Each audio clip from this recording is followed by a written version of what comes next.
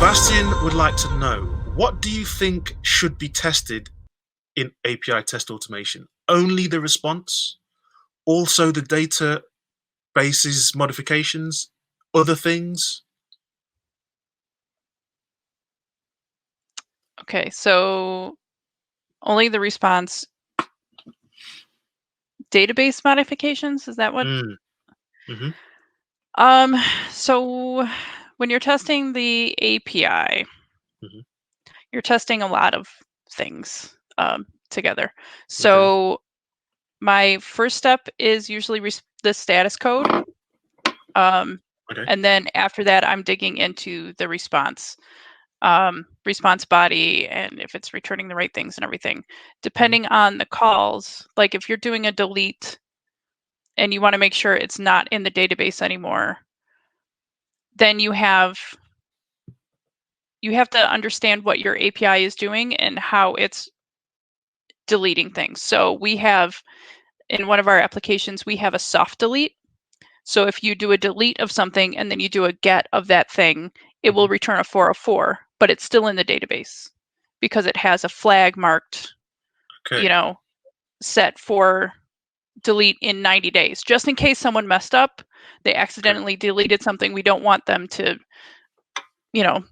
freak out and everything. So that's something I would need to be familiar with to know that it's still in the database, but I won't get it from a get. So I guess it depends, like everything, but it depends on what your API is supposed to be doing. So if it's supposed to be deleting or not, whatever, an API call, a subsequent API call can determine that. So the get call could say it's not there. If the database is supposed to have that tag, then I'm going to check the database too to make sure that we didn't do a hard delete when we should do a soft delete. Okay. So it really depends on what your application is supposed to be doing and what you feel like you need to be validating. I'm sure it's funny because I'm pretty sure I saw the legendary Angie Jones ask a similar question to this on Twitter recently.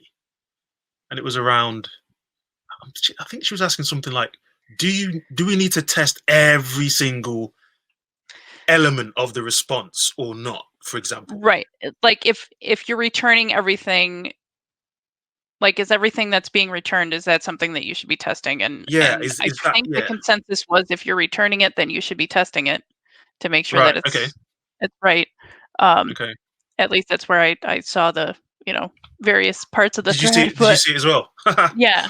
Okay. But because I'm always interested to see what people are saying. But basically, if you're don't just return data just to return data. Like if it's variable and it's always going to change, you can't test it.